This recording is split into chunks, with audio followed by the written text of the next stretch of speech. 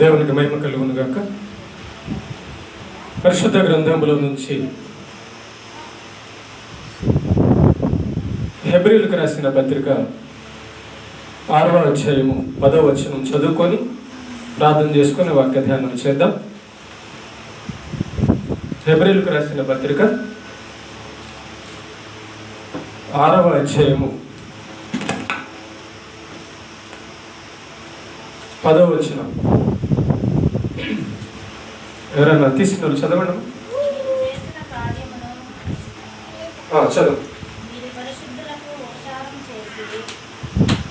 మీరు చేసిన కార్యమును మీరు పరిశుద్ధులకు ఉపచారము చేసి ఇంకను ఉపచారము చేయుచుండుట చేత తన నామమును బట్టి చూపిన ప్రేమను మరచుటకు దేవుడు అన్యాయస్తుడు కాడు. చిన్న ప్రార్థన చేసుకొని వాక్య ధ్యానం చేద్దాం.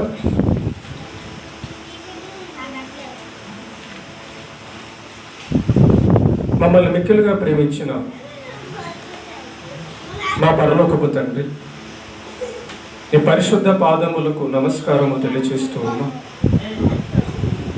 నీ యొక్క మాటల ప్రభువా వినడానికి నేను మేము చేరి ఉంటుండగా, నీ మాటలు వినడానికి ఇదిగో ప్రభువా నేర్చుకోవడానికి ధ్యానిస్తడానికి ప్రభువా మేము సిద్ధపడుతుండగా మీ ఆత్మ చేత నింపండి. వినగల చెవులను, గ్రహించగల మనస్సును మాకు దయచేయండి. నీ చిత్తము మా హృదయాల్లోకి బయలుపరచండి. నీవేదైతే అనుకున్నావో నాయనా, ఆ యొక్క మాటలు మేము గ్రహించులాగున కృప చూపించండి. అభ్యంతరపరచ చూచే సాతాను, దురాత్మ, చీకటి శక్తులన్నిటినీ మా రక్షకుడును మీ ప్రియకుమారుడైన యేసుక్రీస్తు నామములో బంధిస్తూ ఉన్నాం. ఈ మైకంత్ర శబ్దం ద్వారా ఎవరైతే వింటున్నారో వారందరితో ప్రభువా మాతో మాట్లాడమని ప్రార్థన చేస్తున్నాం. మీరు మాతో మాట్లాడితే మాకు జ్ఞానము, వెలుగు, జీవము, పరిశుద్ధత, మేలు కలుగుతుంది. కనుక మీ మాటల భావం మాకు తెలియచేసి మా జీవితం నాయన సార్థకం చేసుకోవడానికి కృప చూపించండి. నీ పక్షాన నీవు నిలబెట్టుకున్న నీ దాసుడినైనా నేను అల్పజ్ఞుడను, పాపిని, నిష్ప్రయోజకుడను. నీ కృప చేత, నీ అపారమైన ప్రేమ చేత నీవు నిలబెట్టుకున్నందుకు స్తోత్రాలు. నువ్వు నైనా మా అందరితో నీ యొక్క పరిశుద్ధ గ్రంథములో నుంచి మాట్లాడి ఆత్మ సంబంధమైన, పరలోక సంబంధమైన, భూ సంబంధమైన ఆశీర్వాదము, మేలులతో నింపమని క్రీస్తు యేసు ప్రభు పేరిట ఈ ప్రార్థన మీ పాదాల దగ్గర సమర్పిస్తున్నాము తండ్రి. ఆమేన్. ప్రేమైన దేవుని పిల్లలారా, పిల్లలను కొంచెం సైలెంట్గా ఉంచండమ్మా. వీడియో రికార్డ్ అవుతుంది. దయచేసి ఎవరు అరవకుండా, అల్లరి చేయకుండా వినండి. కొంచెం ఏడుస్తుంటే కొంచెం బయట తీసుకెళ్ళి మళ్ళీ తీసుకొచ్చేసి ఇబ్బందిగా ఉంటే ఓకేనా. అదంతా మళ్ళీ వీడియోలో రికార్డ్ అవుతుంది, అందుకని టీవీలో మళ్ళీ రికార్డ్ అవుతా ఉంటాయి. ఓకే, కాసేపు అట్లా బయట తీసుకెళ్ళి మళ్ళీ తీసుకొచ్చేసేయండి అయిన తర్వాత. Thank you. హెబ్రీయులకు రాసిన పత్రిక 6వ అధ్యాయము 10వ వచనంలో మనం ఏం చదువుకున్నాము అంటే, హెబ్రీయులకు రాసిన పత్రిక 6వ అధ్యాయము 10వ వచనంలో మీరు చేసిన కార్యమును మీరు పరిశుద్ధులకు ఉపచారము చేసి ఇంకను ఉపచారము చేయుచుండుట చేత తన నామమును బట్టి చూపిన ప్రేమను మరచుటకు దేవుడు అన్యాయస్తుడు కాడు. ఈరోజు మనం ధ్యానించబోయే, నేర్చుకునబోయే పాఠం పేరేంటంటే, మనం చేసిందే మన మీదకి వస్తుంది. ఏంటమ్మా? మనం చేసిందే మన మీదకి వస్తుంది. ఒక ఉదాహరణ చెప్పి నేను వాక్యము భావం వివరించడానికి ప్రయత్నిస్తాను. మనము వేపకాయ విత్తనాలు వేసినప్పుడు భూమిలో యాపిల్ చెట్లు వస్తాయా? రాదు. గానగా విత్తనాలు వేసినప్పుడు వేప చెట్టు వస్తుందా? రాదు. అంటే మనము ఏమి విత్తుతామో ఆ పంటనే కోస్తాం. వరి విత్తినప్పుడు వరే వస్తుంది, ఏది విత్తుతామో అదే వస్తుంది. దానికి విరుద్ధంగా అయితే ఏది రాదు. మనం ఏం చేస్తామో అది మన మీదకి వస్తుంది అన్నది ఈరోజు దేవుడు మనకు నేర్పించే పాఠం. చెడు మనం చేసిన తర్వాత మనం చేసిన చెడు ద్వారా మనకు మేలు వస్తుంది అని అనుకోవడము తప్పు, అజ్ఞానం. దేవుడు మనల్ని ఎందుకు పరిశుద్ధంగా బతకమంటున్నాడంటే, మనం ఏదైనా ఒక తప్పు చేస్తే ఆ తప్పు ద్వారా మనకు ఆశీర్వాదాలు రావు.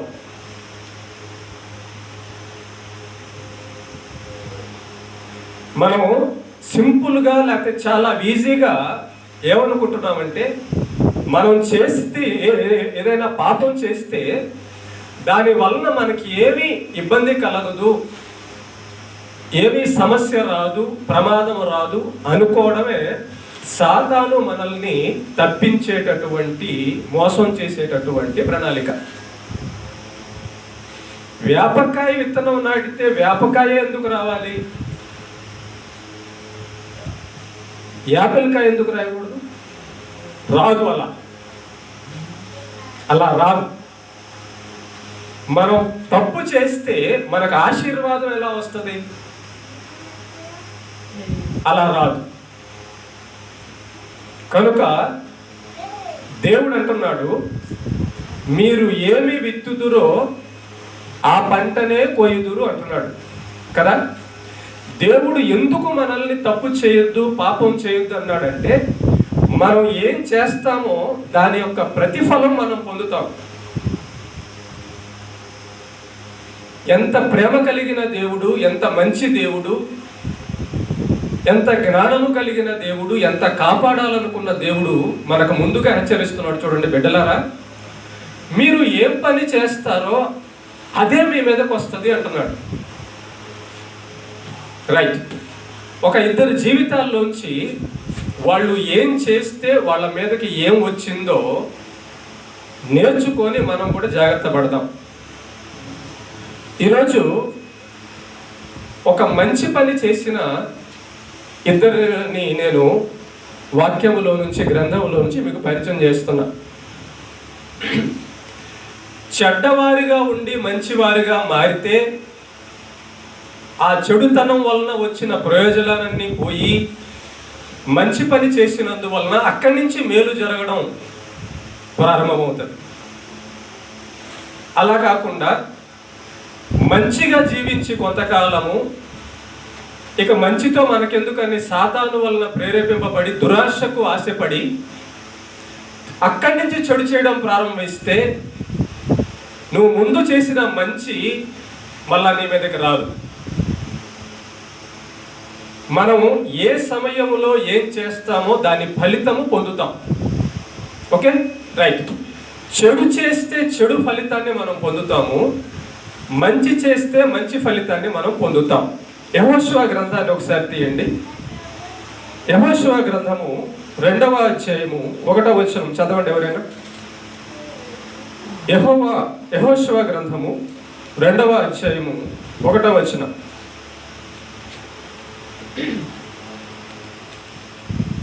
యెహోషువ గ్రంథము 2వ అధ్యాయము 1వ వచనం చదవండి అమ్మ. యెహోషువ గ్రంథము 2వ అధ్యాయము 1వ వచనం తీసుకోండి, చదువు. యెహోషువ గ్రంథము 2వ అధ్యాయము 1వ వచనం తీసారా? లేక తీసాము, చదువు.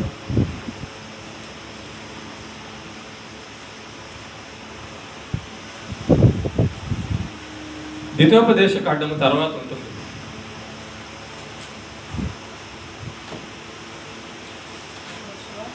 2వ అధ్యాయం 1వ వచనం.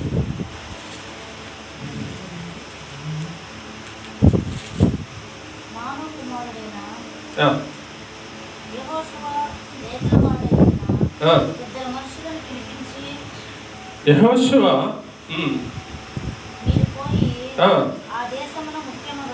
మీరు పోయి ఆ దేశమును ముఖ్యముగా యెరికోను చూడుడని వారితో చెప్పి షిత్తీము వద్ద నుండి వారిని రహస్యముగా పంపెను. వారు వెళ్ళి రాహాబు అను ఒక వేశ్య ఇంట చేరి అక్కడ దిగగా. జాగ్రత్త వినండి. యెహోషువ, దైవభక్తుడైన యెహోషువ ఒక 2 మనుషులను యెరికో పట్టణానికి పంపిస్తాడు. అసలు ఆ ఊరి పరిస్థితి అట్లా ఉంది. ఆ ఊరిని మనం, ఆ పట్టణాన్ని జయించాలంటే, ఆ పట్టణం మీదకి వెళ్ళి మనం జయించాలంటే ఆ ఊరి యొక్క పరిస్థితులు, ఆ ఊరిలో ఉన్న మనుషులు స్థితిగతులు, వాళ్ళ బలం ఏంటి అని రహస్యముగా దైవభక్తుడైన యెహోషువ ఒక 2 యెరికో పట్టణానికి పంపిస్తాడు. అయితే వీళ్ళిద్దరూ కొత్త వాళ్ళు కాబట్టి ఆ ఊర్లో వాళ్ళు గుర్తుపట్టేస్తారు. కనుక వీళ్ళు ఏం చేస్తారంటే, ఎక్కడ దిగితే, ఎవరింటికి వెళితే, ఏ ప్రదేశానికి వెళ్తే మా మీద ఎవరికి అనుమానం రాదు అనుకొని ఆలోచించి ఈ ఇద్దరు, గమనించండి, ఈ వచనం అర్థం కావడానికి మీకు ఒక చిన్న ఉదాహరణ చెప్తా. ఒక కొత్త వ్యక్తులు ఇద్దరు ఎవరైనా మన ఊర్లో ఉన్న ఎవరైనా ఇంటికి వెళ్తుంటే లేదా వీధిలో వెళ్తుంటే ఎవరబ్బా ఈ కొత్త వ్యక్తులు అని మనం అనుకుంటాం. అవునా కదా? రైట్. కానీ మందు షాపు దగ్గర 100 మంది కొత్త వాళ్ళు వచ్చినా వాళ్ళు ఎవరో తాగుబోతులు అయి ఉంటారులే అని వాళ్ళ గురించి మనం పట్టించుకోం. అవునా కదా? సినిమాలు అన్నానుకో పక్కన, ఆ సినిమాకి వెళ్తుంటే వారు ఎవరో కొత్త వాళ్ళు అయి ఉంటారులే అనుకుంటాం. ఇలా ఎవరి మీద అనుమానం రాని స్థలాలకు వెళ్ళి ఆ యొక్క ఊరి గురించి ఆరా తీసి ఆ ఊరిని, ఆ యెరికో పట్టణాన్ని జయించాలన్నది దేవుని యొక్క బిడ్డలైన యెహోషువ ప్రజల ఆలోచన. సో ఈ యెహోషువ ఏం చేశాడంటే, ఒక 2 పంపించాడు. ఆ ఊరిని జయించాలంటే, మనం ఆ పట్టణాన్ని జయించాలంటే మీరు వెళ్ళి రహస్యముగా వెళ్ళి ఆ ఊరి స్థితిగతులన్నీ కనుక్కోండి అన్నప్పుడు ఈ 2 వ్యక్తులు ఆ ఊర్లో ఎక్కడ మనం దిగితే, ఎవరింటికి వెళ్తే మనల్ని ఎవరు గుర్తుపట్టకుండా, మనల్ని ఎవరు చంపకుండా, కొట్టకుండా, ప్రమాదం రాకుండా, సమస్య రాకుండా ఉంటది అనుకొని ఆలోచించారు. ఒక వేశ్య, వ్యభిచారం చేసే ఒక స్త్రీ రాహాబు అనే వేశ్య ఇంట్లోకి వెళ్ళారు. ఎందుకంటే ప్రేమ దేవుని బిడ్డలారా, ఈ రోజుల్లో కానీ ఆ రోజుల్లో కానీ చూడండి, తప్పు చేసే స్థలాలకు ఎవరైనా వెళ్తుంటే ఎవరు అడగడం.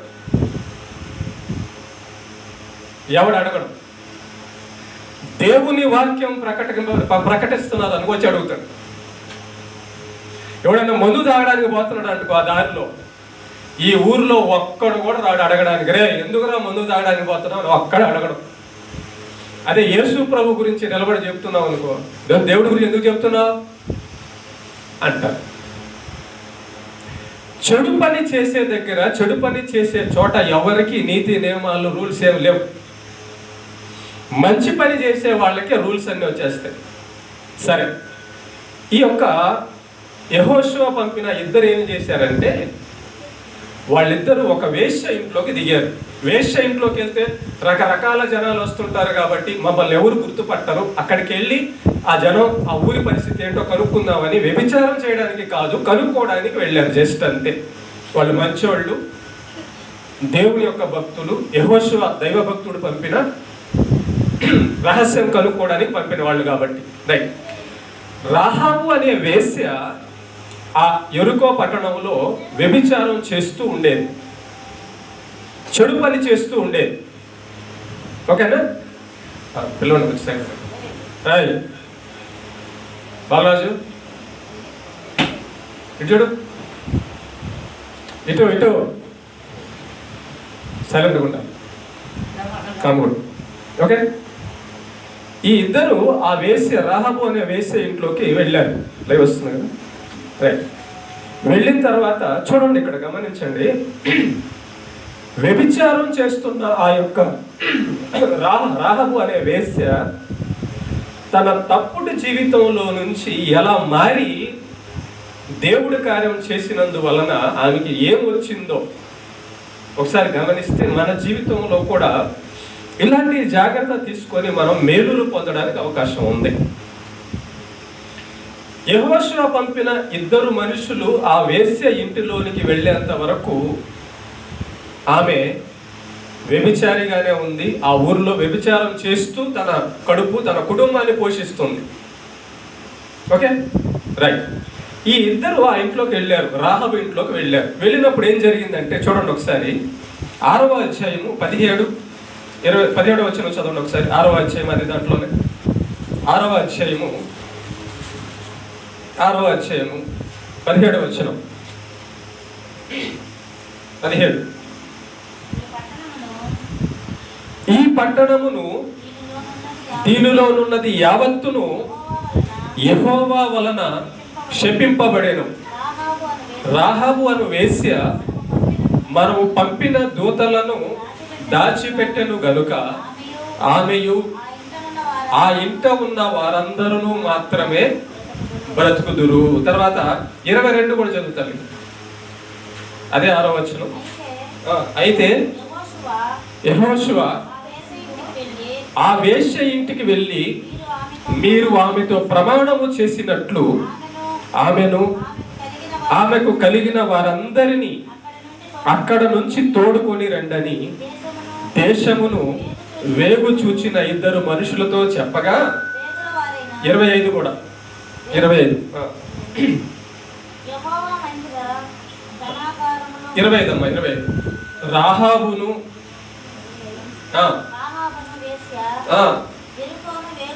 యెరికోను వేగు చూచుటకు యెహోషువ పంపిన దూతలను దాచిపెట్టి ఉండెను గనుక అతడు ఆమెను, ఆమె తండ్రి ఇంటి వారిని, ఆమెకు కలిగిన వారందరినీ బ్రతుకనిచ్చెను.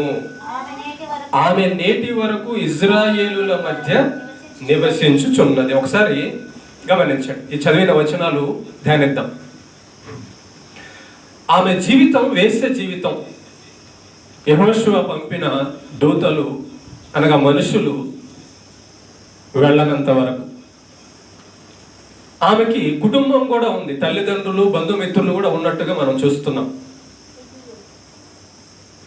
ఏదో మొత్తానికి తప్పుదోవలో పడింది, ఎలాగో ఒక వ్యభిచారి అయిపోయింది. ఆమంతటా ఆమె వ్యభిచారి అయిందో, లేకపోతే పరిస్థితుల వలన ఆమె వ్యభిచారంగా మారవలసి వచ్చిందో, కుటుంబాన్ని పోషించడానికి వ్యభిచారంగా మారవలసి వచ్చిందో మనకు తెలియదు. మొత్తానికి వ్యభిచారపు పని చేస్తూ తన కుటుంబాన్ని, తన జీవితాన్ని నెట్టుకుంటూ వస్తుంది. అయితే ఆమె హృదయాన్ని ఒకసారి మనం పరిశీలించినప్పుడు ఈ యెహోషువ ఆ పట్టణాన్ని నాశనం చేయడానికి, ఆ పట్టణంలో ఉన్న వాళ్ళందరినీ చంపేయాలని దేవుని యొక్క ఆజ్ఞ వలన ఇద్దరు మనుషులను ఆ ఊర్లోకి పంపించినప్పుడు, ఊరేమో పెద్దది, పట్టణం పెద్దది, ఇంకా వీళ్ళు జనం మొత్తం వెళ్ళలేదు కాబట్టి ఆ ఊరి జనం మొత్తం ఇద్దరు మనుషుల్ని చంపేయడం చాలా తేలిక కదా, అవునా? ఇద్దరు మనుషుల్ని చంపేయడం చాలా తేలిక. కాబట్టి ఇజ్రాయేల్ నుంచి ఎక్కువ మంది వెళ్ళి వాళ్ళతో యుద్ధం చేయడం వేరు, వీళ్ళిద్దరు వెళితే అక్కడ అంతమందిని గెలుచుకొని రావడం వేరు. కనుక రహస్యంగా వెళ్ళారు, ఆ స్థితిగతుల బలం ఎంతో చూద్దామని వెళ్ళారు. వెళ్ళి దిగింది వేశ్య యొక్క ఇంటిలో, రైట్. వేశ్యల యొక్క ఇంటిలో దిగిన తర్వాత ఆ వేశ్యతో వీళ్ళు చెప్పారు, మేము ఈ పట్టణంలో ఉన్న ప్రజలందరినీ చంపేయడానికి వచ్చాము. యెహోవా వలన ఇది శపింపబడింది. ఈ పట్టణం, ఈ పట్టణము భయంకరమైన పాపముతో దేవుని యొక్క కోపాగ్నికి గురైపోయి నాశనంలో ఉంది. కనుక ఈ పట్టణాన్ని మేము నాశనం చేయడానికి వచ్చాము అని ఆ రాహాబు అనే వేశ్యతో ఈ ఇద్దరు చెబుతారు. ఓకేనా? ఈ ఇద్దరు ఆ ఇంట్లోకి వచ్చిన సంగతి ఆ ఊర్లో జనం ఆ ఇంటికి వెళ్ళక ముందు కనుక్కుంటారు, ఎవరో ఇద్దరు వచ్చారు ఎవరో అని. అంటే ఆ ఊరు ఎలాంటిదంటే ఎవరైనా కొత్త ఆడవాళ్ళు వచ్చినా కానీ, కొత్త మగవాళ్ళు వచ్చినా కానీ వాళ్ళతో పాపం చేద్దామా, వాళ్ళని చంపేద్దామా, లేకపోతే వాళ్ళ వల్ల ఏదైనా ప్రయోజనం పొందుదామా దుర్మార్గంగా అని ఆలోచించే పట్టణం ఎరుకో పట్టణం. ఎప్పుడైతే ఇద్దరు, అందుకే వీళ్ళిద్దరూ వేశ్య ఇంట్లో దాక్కోవాల్సి వచ్చింది, వేశ్య దగ్గరికి వెళ్ళాల్సి వచ్చింది. ఏ ఇంటికి వెళ్ళినా ఆ ఇంట్లో వాళ్ళు ఎవరో కొత్త వాళ్ళు వచ్చారు అనగానే మొత్తం చుట్టేసి చంపేస్తారు, ఏ కారణం చేత అయినా కానీ. సో వీళ్ళిద్దరూ ఆ వేశ్య ఇంట్లోకి వెళ్ళిన తర్వాత ఆ వేశ్యతో చెప్పారు. ఏమని చెప్పారంటే, దేవుడు మమ్మల్ని పంపించున్నాడు, ఈ ఊరు మొత్తం నాశనం చేయడానికి దేవుడు మమ్మల్ని పంపించున్నాడు. ఈ ఊరి జనం మా మీద పడకుండా, మమ్మల్ని ఏం చేయకుండా నువ్వు కాస్త దాచిపెట్టు మమ్మల్ని అని చెప్పి ఆ వేశ్యతో ఈ ఇద్దరు చెప్తారు. ఇక్కడ ఒకసారి ఆలోచిద్దాం. ఆమె వృత్తి వేశ్య, పాపపు జీవితం, పాపపు ఆలోచన, పాపపు ప్రవర్తన కలిగి ఆ ఊర్లో చెడిపోయినటువంటి ఊర్లో ఉన్న ఆ స్త్రీ యొక్క మనస్సు అక్కడి నుంచి ఎలా మారిందంటే, దేవుడు పంపించాడా, సృష్టికర్త అయిన యెహోవా దేవుడు పంపించాడా మిమ్మల్ని ఈ ఊరంతా నాశనం చేయడానికి, ఈ ఊర్లో ఉన్న జనాలందరినీ చంపేయడానికి పంపించాడా అని అంత పాపపు ఊబిలో అప్పటి వరకు చిక్కుకున్న ఆ స్త్రీ వెంటనే దేవుని వైపు తిరిగింది. నేను ఎలాగైనా, వీళ్ళిద్దరూ దేవుని బిడ్డలు, వాళ్ళిద్దరు పాపం చేయడానికి రాలా, యెహోషువ పంపిన వాళ్ళు పాపం చేయడానికి రాలా, వ్యభిచారం చేయడానికి రాలేదు. తెలిసిపోయింది ఆమెకి, దేవుడి గురించి కూడా తెలుసు ఆమెకి, యెహోవా గురించి కూడా. కనుక వీళ్ళిద్దరు అడిగినప్పుడు ఆ ఇద్దరిని ఈ వేశ్య దాచిపెడుతుంది. జనం వస్తారు, ఈమెను అడుగుతారు, మీ ఇంట్లోకి ఇద్దరు వచ్చారు కదా, కొత్త వాళ్ళు ఇద్దరు వచ్చారు, వాళ్ళు ఎవరో చెప్పు, వచ్చారా లేదా, ఎక్కడ ఉన్నారు ఏందని ఎంక్వైరీ చేస్తారు. ఎంక్వైరీ చేసినప్పుడు ఈమె ఏం చేస్తుందంటే, వాళ్ళిద్దరిని ఆ జనానికి, ఊరి జనానికి, చంపడానికి వచ్చిన ఊరి జనానికి కనబడకుండా దాచిపెట్టేస్తారు. దాచిపెట్టేసి కిటికీ వేరే మార్గంలో ఉంచి వాళ్ళిద్దరిని పంపించేస్తారు. అయితే ఊరి జనం వీళ్ళిద్దరిని కొట్టడానికి వచ్చి వాళ్ళని ఎతికినప్పుడు, ఆ వేశ్య ఇంట్లో ఎతికినప్పుడు ఎక్కడ కూడా వీళ్ళిద్దరు దొరకరు, కనపడరు, దాచిపెట్టేసింది కాబట్టి. అప్పుడు ఏం జరుగుతుందంటే, వాళ్ళు వెతికి సరే వెళ్ళిపోయి ఉంటారులే ఎటో అని చెప్పని ఈమె చెప్తుంది, రాలేదు వెళ్ళిపోయారని అన్నట్టుగా. సరే వాళ్ళు వెళ్ళిపోతారు. తర్వాత వాళ్ళిద్దరు బయటకు వస్తారు. బయటకు వచ్చినప్పుడు వాళ్ళిద్దరు అంటారు ఆ వేశ్యతో, జీవము కలిగిన యెహోవా దేవుడు పంపిన మమ్మల్ని నువ్వు కాపాడావు, కనుక రేపు మేము ఈ పట్టణాన్ని చంపడానికి వస్తున్నాము, రేపు దేవుని బలం వలన ఈ పట్టణం మొత్తాన్ని నాశనం చేయడానికి వస్తున్నాం, కాబట్టి నిన్ను, నీ కుటుంబంలో ఎవరున్నారో, తల్లిదండ్రులు, బంధుమిత్రులు ఎవరున్నారో మొత్తాన్ని, మిమ్మల్ని తప్ప మిగతా మొత్తాన్ని చంపేస్తాము అని మాట ఇస్తారు. ఈ విషయం యెహోషువకు కూడా వెళ్ళి చెప్తారు. యెహోషువ, అయ్యా, మేము ఆ ఊర్లోకి వెళ్ళంగానే ఒక వేశ్య మాకు స్థానం ఇచ్చింది, ఒక వేశ్య మమ్మల్ని దాచిపెట్టింది, ఒక వేశ్య మమ్మల్ని కాపాడింది అయ్యా అనగానే యెహోషువ ఇందాక మనం చదివాం అన్నమాట. ఆ ఊరు పట్టణం మొత్తం తగలబెట్టేటప్పుడు, ఆ ఊరు మొత్తంలో జనం మొత్తం చంపేటప్పుడు మీరు ఒక పని చేయండి, ఆ వేశ్యకి ముందుగా వెళ్ళి ఇన్ఫర్మేషన్ ఇచ్చేసేయండి. నువ్వు, నీతో పాటు ఎవరెవరు బతకాలనుకుంటున్నారో, నీ తల్లిదండ్రులు, బంధువులు, మిత్రులు ఎవరైనా కానీ, వాళ్ళందరి వరకు ఒక దగ్గర ఉండండి. మీరున్న స్థలము తప్ప, మీరున్న ఇంటి తప్ప ఆ ఊరు మొత్తం కంప్లీట్గా మేము చంపేస్తాము, కంప్లీట్గా నాశనం చేసేస్తామని మాట ఇచ్చి, అదే ప్రకారముగా ఆ యెరికో పట్టణానికి వెళ్ళినప్పుడు ఆ వేశ్య ఎవరెవరికైతే సంబంధం ఉందో, వాళ్ళ తల్లిదండ్రులు, బిడ్డలందరూ ఎవరెవరు ఉన్నారో వాళ్ళను తప్ప మిగతా వాళ్ళందరినీ చంపేసినట్టు మనం బైబిల్లో చూస్తాము. దీనివల్ల మనకేమర్థమైందంటే, నేను చెప్పాను ఇందాక టైటిల్, మనం చేసిందే మన మీదకి వస్తుంది. ఒకవేళ ఆ వేశ్య మారు మనసు పొందకుండా, దేవుని వైపు తిరగకుండా ఈ దేవుని బిడ్డలిద్దరిని కానీ పట్టించేసి ఉంటే, ఆ వేశ్య కూడా తాను చేసిన పాప ప్రతిఫలానికి చావు, నరకం సంభవించేది.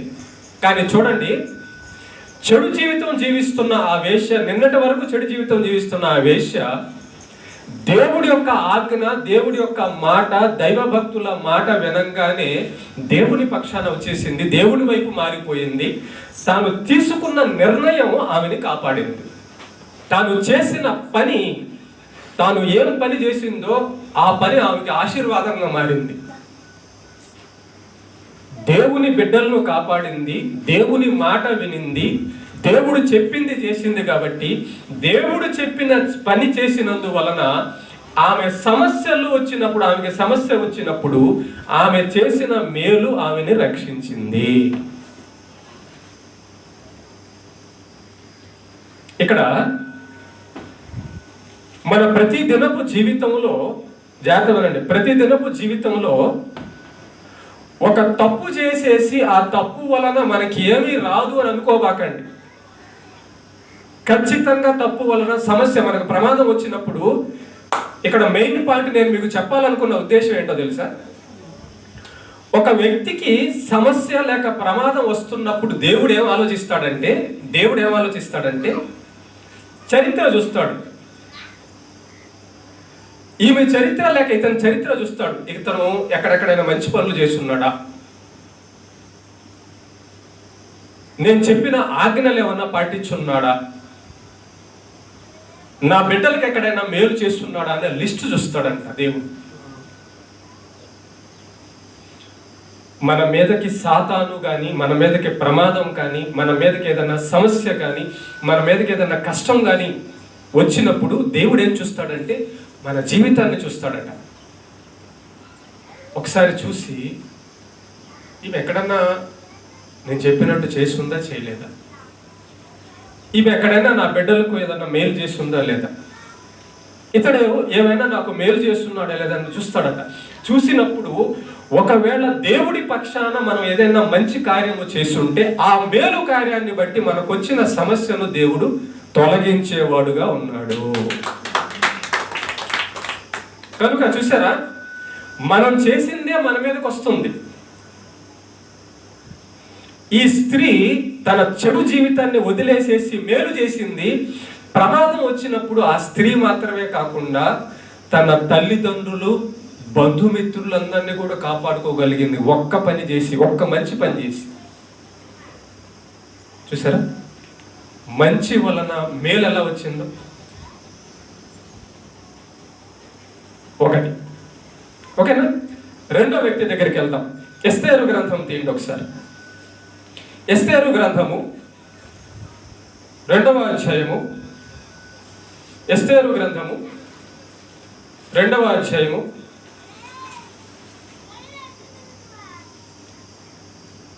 21-22 వచనాలు చదువుదాం.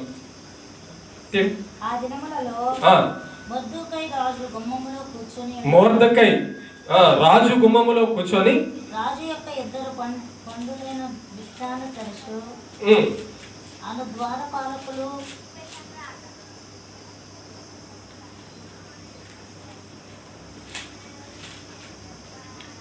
ఎస్తేరు గ్రంథము 2వ అధ్యాయము 21-22 చూడండి ఒకసారి. 21 నుంచి అమ్మ. ఆ దినములలో 2:21 అంతే చదువు. ఆ దినములలో మొర్దెకై రాజు గుమ్మములో, ఆ దినములలో మొర్దెకై రాజు గుమ్మములో కూర్చొని ఉండగా రాజు యొక్క ఇద్దరు షంఢులైన బిగ్తాను తెరెషు అను ద్వారపాలకులు కోపగ్రస్తులై రాజైన అహష్వేరోషును చంపుటకు ఆలోచించుకొని ఉండిరి. వినండి మాట. ఇద్దరు రాజు యొక్క ద్వారపాలకులు అంటే గేటు దగ్గర ఉండేవాళ్ళు అనమాట. రాజు ఉన్న అంతఃపురంలో గేటు దగ్గర 2 కాపలాగా ఉండే సైనికులు అనుకోండి, పోలీసులు అనుకోండి, వాళ్ళిద్దరూ రాజు యొక్క అంతఃపురం బయట గేటు బయట కాపలాగా ఉండేవాళ్ళు. సెక్యూరిటీ గార్డులు, సైనికులు, పోలీసులు. వాళ్ళిద్దరికి రాజును చంపాలన్న ఆలోచన కలిగింది. ఏ రాజు అయితే తమకు ఉద్యోగం ఇచ్చాడో, ఏ రాజు అయితే తమకు జీతం ఇచ్చి అన్నం పెడుతున్నాడో, ఏ రాజు అయితే తమకు బ్రతుకుని ఇచ్చాడో, మంచి చేస్తున్నాడు, ఆ రాజును చంపాలనుకున్నారు ఇద్దరు.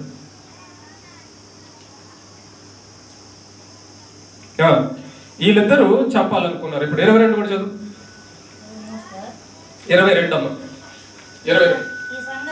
ఈ సంగతి మొర్దెకైకి తెలియబడి నందున అతడు దానిని రాణి అయిన ఎస్తేరుతో చెప్పెను. ఎస్తేరు మొర్దెకై యొక్క పేరట రాజునకు దాన్ని తెలియజేసెను. 23 కూడా. ఈ సంగతిని గురించి విచారణ కాగా అది నిజమాయను. అందుచేత వారిద్దరును ఒక చెట్టుకు ఉరి తీయింపబడిరి. ఇది రాజు ఎదుటనే రాజ్య సమాచార గ్రంథమందు వ్రాయబడెను. చూసారా? ఇప్పుడు ఈ ఇద్దరు సైనికులు ఏం చేశారంటే రాజును చంపాలనుకున్నారు. ఈ ఇద్దరు రాజును చంపాలనుకున్నప్పుడు అదే రాజ్యములో మొర్దెకై కూడా ఉద్యోగం చేస్తున్నాడు. మొర్దెకై ఎవరు? యోధుడు. ఈ మొర్దెకై యొక్క ఉద్యోగము ఆ రాజ్యంలో జరుగుతూ ఉంటుండగా, చేస్తూ ఉంటుండగా, వాళ్ళిద్దరూ రాజును చంపాలనుకున్న సమాచారము మొర్దెకైకి తెలిసింది. అది దేవుడు అందించాడు, ఎవరో మనుషుల ద్వారా అందించాడు, ఎలాగైనా సరే సమాచారం అందింది. రాజును వీళ్ళిద్దరూ చంపాలనుకుంటున్నారు అనే సమాచారము మొర్దెకైకి అందింది. వెంటనే ఏం చేశాడంటే మొర్దెకై రాణి అయిన ఎస్తేరుతో చెప్పాడు, అమ్మా, రాజుగారిని ఎదుగో చంపాలనుకుంటున్నారు వాళ్ళిద్దరూ అని చెప్పినప్పుడు రాజు ఈ సంగతి విని విచారించాడు. వీళ్ళిద్దరు నిజంగా నన్ను చంపడానికి ట్రై చేశారా అని విచారించినప్పుడు అది నిజమని తేలింది. చూసారా? నా దగ్గరే ఉంటూ నన్ను చంపాలనుకున్నారా వీళ్ళిద్దరు అనుకొని రాజు విచారణలో తేలినప్పుడు వాళ్ళిద్దరిని కూడా రాజు ఉరి తీసి చంపడం జరిగింది. ఈ చంపిందంతా, ఈ జరిగిన కార్యమంతా, ఈ మొర్దెకై రాజుని కాపాడిన విషయము మొత్తం ఒక గ్రంథంలో రాయించాడు రాజు. ఒక గ్రంథంలో రాయించాడు రాజు. రైట్. తర్వాత ఈ రాజు ఒక వ్యక్తిని ఆ రాజ్యంలో అందరికంటే గొప్ప స్థానంలో ఉంచాడు. అయితే ఆ గొప్ప స్థానంలోకి వెళ్ళిన వ్యక్తి రాజు కోటలోనికి వచ్చేటప్పుడు ఈ మొర్దెకై మాత్రం అతనికి నమస్కరించేవాడు కాదు, మిగతా వాళ్ళందరూ అతనికి నమస్కరించేవాళ్ళు. ఈ రాజు యూదుడు కనుక, దేవుని నమ్మిన వాడు కనుక, దేవునికి తప్ప విగ్రహమునకైనను మనుషులకైనను నమస్కారము చెయ్యడు దేవుని బిడ్డ. గుర్తుపెట్టుకోండి. కొంతమంది యేసు ప్రభు బొమ్మ పెట్టుకుని దానికి దండం పెడుతుంటారు. తప్పది. యేసు జీవము కలిగి బ్రతికున్నవాడు, దేవుడు జీవము కలిగి పరలోకమందు ఉన్నవాడు. స్టార్లు కట్టి, విగ్రహాలు పెట్టి, ఫోటోలు పెట్టి మొక్క రాదు. అది దేవుడికి విరుద్ధం. ఒక మనిషినైనను దేవుడితో సమానం చేయకూడదు. ఒక కట్టబడిన కట్టడాన్నైనాను దేవుడితో సమానం చేయకూడదు. కనుక ఈ యొక్క మొర్దెకై దేవుని ఎరిగిన వాడు, దేవుడి యందు భయభక్తులు కలిగిన వాడు కనుక ఆ వ్యక్తి, రాజు నియమించిన గొప్ప వ్యక్తి, రాజ్యంలో గొప్పగా నియమించాడు, ఆ వ్యక్తి వచ్చేటప్పుడు దండం పెట్టేవాడు కాదు. ఆ రాజ్యంలో ఉన్న వారందరూ అతనికి దండం పెట్టేవారు కానీ మొర్దెకై మాత్రం దండం పెట్టేవాడు కాదు. ఈ విషయం అతనికి చాలా బాధ అనిపించింది. అరే, ఇంత గొప్ప స్థానంలో ఉన్నాను నేను, రాజు నన్ను నియమించున్నాడు, నన్ను చూస్తే ఈ రాజ్యంలో ఉన్న వాళ్ళందరూ కూడా నమస్కరిస్తున్నారు సాగిలపడి, ఈ మోర్దెకై ఒక్కడ మాత్రం నాకు ధనం పెట్టడం లేదే అని తన మనస్సులో అసూయ పుట్టింది. తన భార్యతో తన ఇంటి వారితో ఈ విషయం చెప్పినప్పుడు వాళ్ళు అంటారు, ఆ మోర్దెకైని ఎట్లాగైనా చంపేసేయాలి, ఆ మోర్దెకైకి సంబంధించిన వాళ్ళందరినీ కూడా చంపేస్తే పోద్ది కదా, అప్పుడు నీకు అందరూ దండం పెడతారు కదా అని వాళ్ళ ఇంట్లో మాట్లాడుకుంటారు, డిస్కషన్ చేసుకొని ఈ మోర్దెకైని ఎలాగైనా చంపాలన్న ప్లాన్తో అతడు రాజు దగ్గరికి వస్తుంటాడు. ఈ లోపల రాత్రిపూట అది వాడికి రాత్రి ఆలోచన కలుగుతుంది, ఈ మోర్దెకై గురించి రాజు దగ్గర చెప్పేసి ఎలాగైనా ఈ మోర్దెకైని చంపేయాలి అని వాడు రాత్రికి రాత్రి బయలుదేరాలనుకుంటాడు. అయితే గుర్తుపెట్టుకోండి, మోర్దెకై ఏం చేస్తున్నాడు? రాజుకి మేలు చేస్తున్నాడు.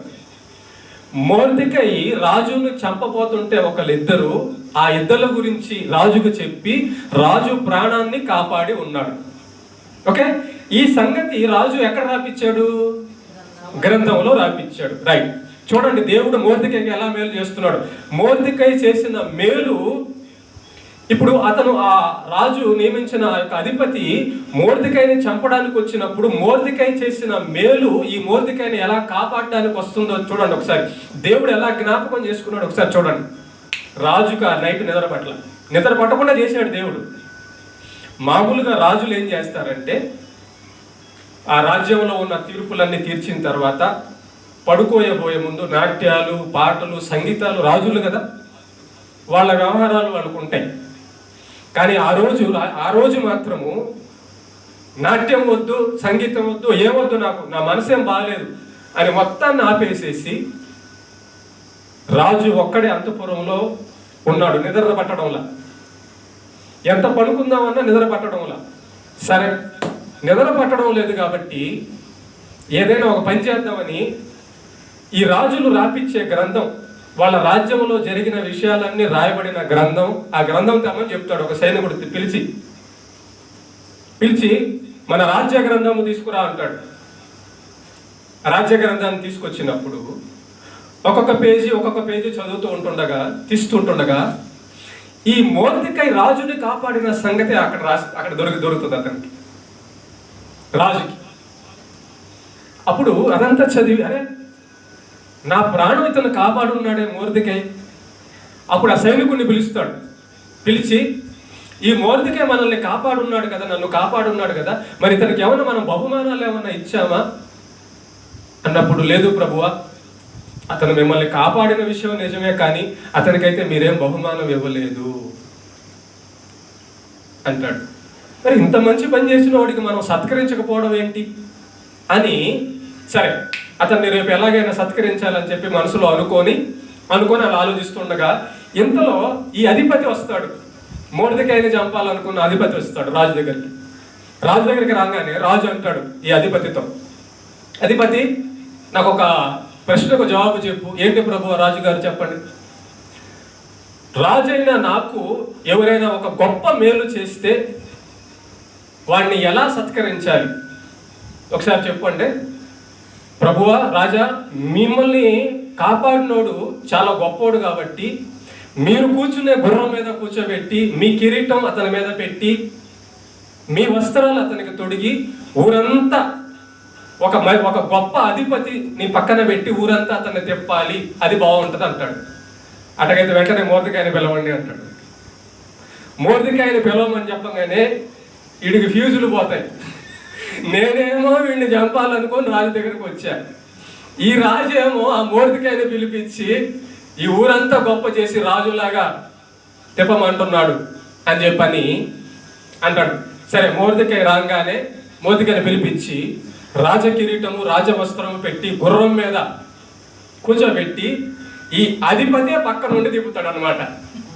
అంటే వాడు పరువు అంతా పోద్ది, చూసారా? అప్పుడు ఇంటికి వెళ్ళంగానే వాళ్ళ భార్య వాళ్ళందరితో పిల్లలతో అందరితో డిస్కషన్ చేస్తాడు. అప్పుడు వాళ్ళ భార్య అంటది, మోర్దెకై యూదుడా, యెహోవా భక్తుడా.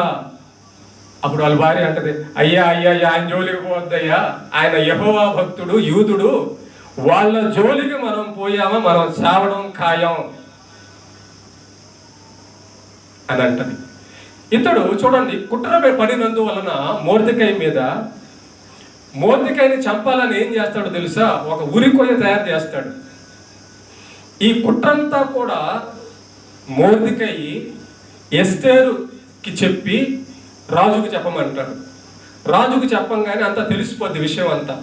ఈ అధిపతి మొర్దెకై మీద కుట్ర పన్నాడు అని. ఈ మొర్దెకై కోసం వేలాడదీసిన ఆ యొక్క ఉరి మీద రాజు ఏం ఆజ్ఞ ఇస్తాడంటే, ఈ అధిపతిని, తన భార్యని, తన కొడుకులందరినీ వాళ్ళనే ఉరి తీయండి అని చెప్పి చేస్తాడు. చూసారా? మొర్దెకై దేవుని ఆజ్ఞను బట్టి, దేవుడు మాటను బట్టి చేసిన మేలు తనకు మరణ ప్రమాదం వచ్చినప్పుడు అది కాపాడింది. ఈ రెండు విషయాల బట్టి రాహాబు అనే వేశ్య తన జీవితాన్ని మార్చుకొని మేలు చేయంగా మేలు తిరిగి వచ్చింది తనకు సమస్యల్లో. మొర్దెకై దేవుని ఆజ్ఞను బట్టి మేలు చేయంగా తనకు సమస్య వచ్చినప్పుడు దేవుడు మేలు చేశాడు. ఇప్పుడు ఆ వచనం చదవండి. హెబ్రీయులకు రాసిన పత్రిక 6వ అధ్యాయం 10వ వచనం చదివి ముగించుకుందాం.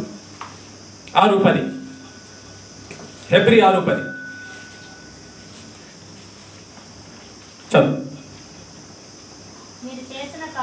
మీరు చేసిన కార్యమును మీరు పరిశుద్ధులకు ఉపచారము చేసి ఇంకను ఉపచారము చేయుచుండుట చేత తన నామమును బట్టి చూపిన ప్రేమను మరచుటకు దేవుడు అన్యాయస్తుడు కాడు. మరచుటకు, తన నామమును బట్టి చేసిన కార్యాన్ని మర్చిపోవడానికి దేవుడు అన్యాయస్తుడు కాదు. మనం ఎవరికైనా మేలు చేస్తే మనుషులు మర్చిపోతారు. మనం ఎవరికైనా సాయం చేస్తే వాళ్ళు చేస్తే చేశారు, మనం ఎందుకు చేయాలనుకుంటారు.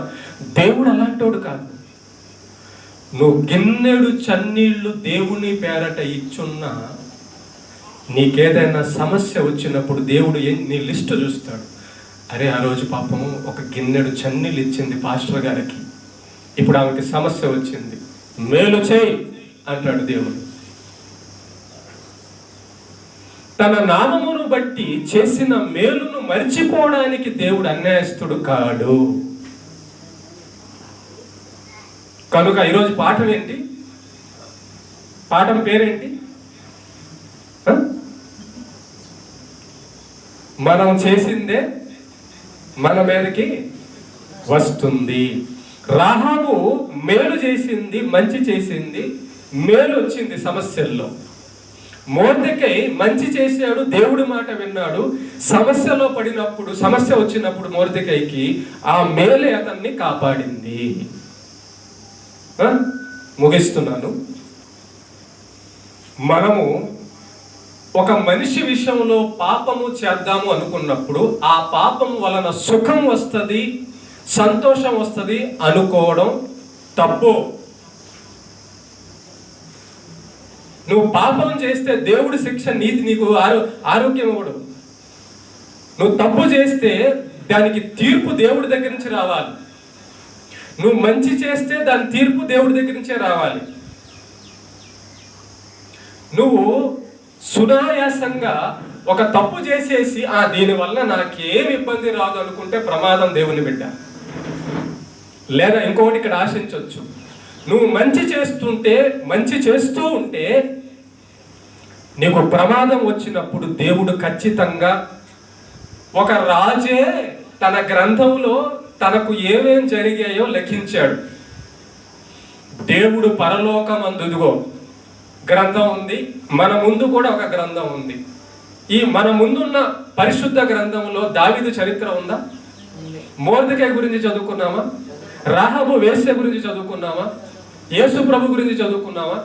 సమస్త జీవితాలు ఇక్కడ ఉన్నప్పుడు నా జీవితం ఆయన చేతుల్లో ఎందుకు లేదు? నా బ్రతుకులలో మాట్లాడిన మాటలు, మాట్లాడుతున్న మాటలు, చేసిన పనులు, చేస్తున్న పనులు సమస్తము రికార్డ్ అవుతూ ఉండగా, మన జీవితం జరుగుతూ ఉండగా, మనము దైవ భక్తులుగా ఉన్నప్పుడు మన మీదకి ఏదన్నా సమస్య, సాతాను ప్రమాదము, మనుషుల వల్ల ప్రమాదం వచ్చినప్పుడు ఏం జరుగుతుందంటే దేవుడు మనల్ని జ్ఞాపకం చేసుకుంటాడు.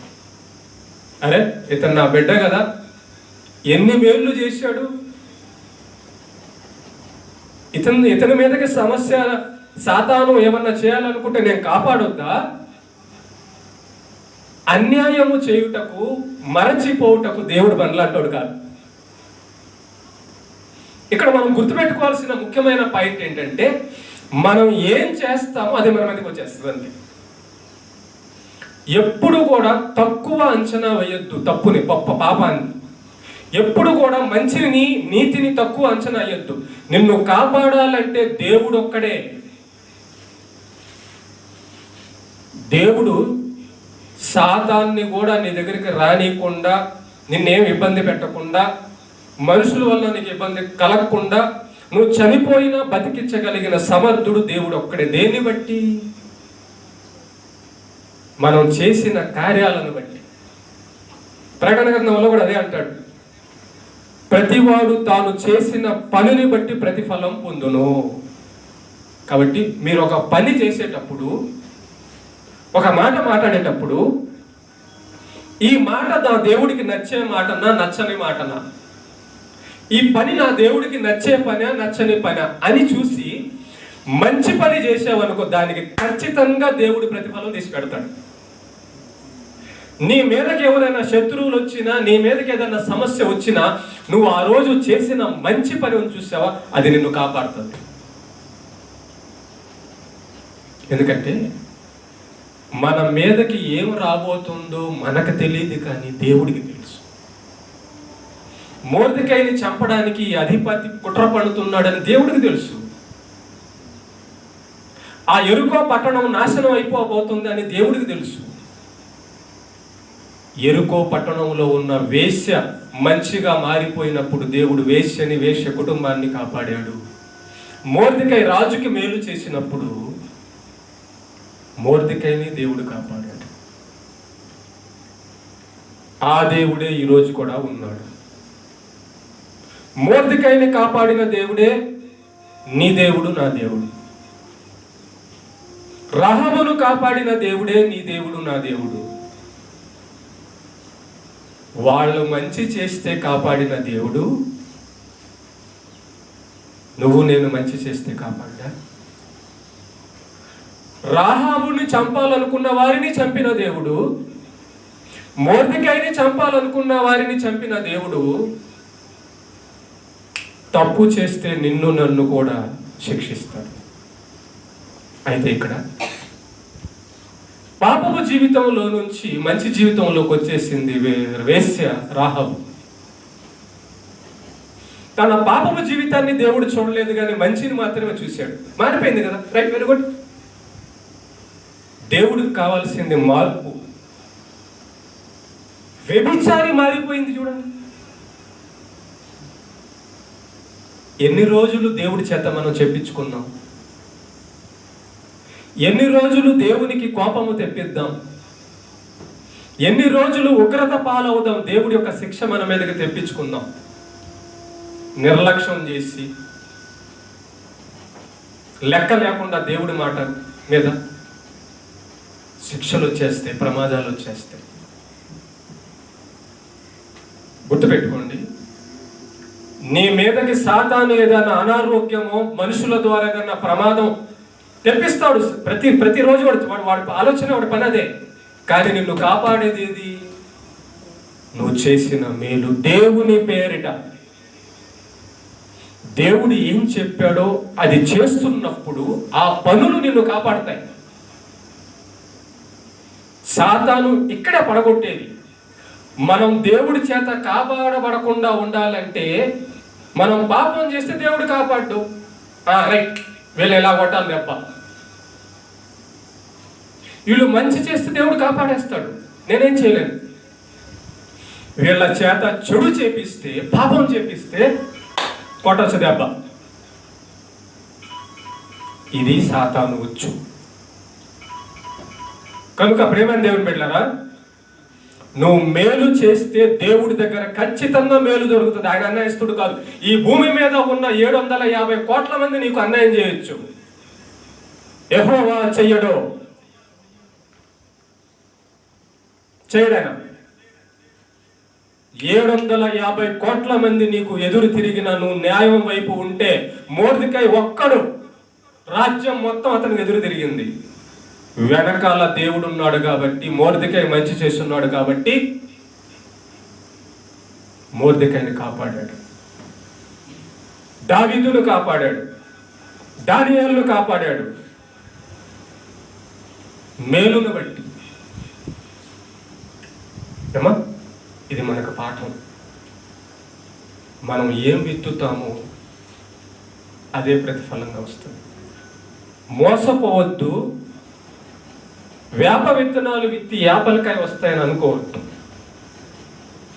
పాపం చేస్తే నాకేమవదు అనుకోవద్దు. మంచి చేస్తే నాకు మంచి కలగదు అని కూడా అనుకోవద్దు. ఖచ్చితంగా నువ్వు చేసిన మంచిని దేవుడు దాచిపెట్టి ఒకరోజు దాని ప్రతిఫలాన్ని నీకు అందిస్తాడు. ఖచ్చితంగా దేవుడు నీకు నువ్వు చేసిన మంచి పనులన్నీ రాస్తున్నాడు, రాయబడి ఉన్నాయి. ప్రతిదినము దేవుడు చెప్పినట్లు ప్రార్థన చేయి, వాక్యం చదువు, విశ్వాసంతో ఉండు, దేవుని కార్యాలు చేస్తుంటే ఈ పనులన్నీ సాతాన్ని అడ్డుకుంటాయి. నీకు రోగం వచ్చినప్పుడు అవన్నీ దేవుడు చూసి స్వస్థపరుస్తాడు. నీకు సమస్య వచ్చినప్పుడు అవన్నీ దేవుడు చూసి, నా బిడ్డ ఎంతో మంచి చేస్తుంది, ఈమెకి ఇలాంటిది వద్దు, స్వస్థత కలుగునుగా కానేస్తాడు. ఇప్పుడు కృప కలిగిన దేవుడు, పాతకాలంలో లాగా వెంటనే శిక్ష అమలు చేయడంలా ప్రేమ కలిగిన దేవుడు. కృపాకాలం ఇది. తన బిడ్డల్ని తాను చంపుకోవాలనుకోవడం లేదు కాబట్టి దయచేసి మన పాపపు జీవితం అంతా విడిచిపెట్టేసి మేలులు చేస్తూ బతికిన ఎడల దేవుడు మన మేలులన్నిటిని బట్టి, ఒక్క మేలుకి చూడండి, ఒక్కసారి రాజును కాపాడితేనే మరలా కాపాడిన మొర్దెకైని కాపాడిన దేవుడు, వాళ్ళిద్దరిని దాచిపెడితేనే ఆ వేశ్య ప్రాణం పోకుండా కాపాడిన దేవుడు, రోజు మేలు చేస్తే మనల్ని ఇంకెంత బాగా కాపాడుతాడు, ఇంకెంత మనల్ని వాడుకుంటాడు మంచిగా తన పనికి సాధనంగా. కనుక సాతాను మాయలో ఉచ్చులో పడి పాపము చేసి దాని వలన ఏమీ కాదు అనుకోవద్దు. ఖచ్చితంగా దాని ప్రతిఫలము రోగంలాగానో, సమస్యల్లాగానో, ప్రమాదంలాగానో ఎదురవుతుంది. అప్పుడు దేవుడు మనల్ని కాపాడాల్సిన అవసరం. చూడండి, ఒకసారి మీరు ఎలా ప్రార్థనకు వస్తున్నారో ఒకసారి చూడండి. అయ్యా నా కాళ్ళు చేతులు పడిపోయింది, అయ్యా నాకు ఇది ఇబ్బంది అయిపోయింది, అయ్యా ఎందుకని ఇవి రాకుండా ఎందుకు అడ్డుకోలేదు? నీ మంచితనం ఎందుకు అడ్డుకోలేదు? ఉందా? నిన్ను సాతాను లేదా మనుషులు ఏదన్నా చంపాలని కుట్ర పడినప్పుడు, ఏదైనా సమస్యల్లో పడేయాలనుకున్నప్పుడు, లేదా ఒక రోగం నీకు రావాలనుకున్నప్పుడు అది ఎందుకు వచ్చేసింది? దేవుణ్ణి బట్టి స్తోత్రం. దేవుణ్ణి బట్టి కాకపోతే తప్పు వల్లనే. మనల్ని కాపాడేది దేవుని మాట. ఏమో కనుక మేలు చేసి మేలు పొందుదాం, మేలు చేసి మేలు పొందుదాం. కీడు చేస్తే ఏం పొందుతాం? కీడే. కీడు చేస్తే కీడే. ఎలా అనుకుంటావు నేను తప్పు చేస్తే నాకేం కాదని? దాన్ని ఏమంటారు? మోసం. ఎవడి మోసం? సాతాను మోసం. అందుకే మన జీవితాలు మొర్దెకైలాగా భక్తుల్లాగా లేకపోవడం వలన మన జీవితాలు ఈ శాపానికి, రోగాలకి, సమస్యలకు వచ్చినప్పుడు మనల్ని అడ్డుకునే మంచి లేదు మన దగ్గర. దేవుడు చూసినప్పుడు, మన జీవితం చూసినప్పుడు, వీడు ప్రతిరోజు చెడ్డోడే, ప్రతిరోజు చెడు ఆలోచన, ప్రతిరోజు దుర్మార్గపు పనులే, కొట్టేసేయండి నేను అంటాడు.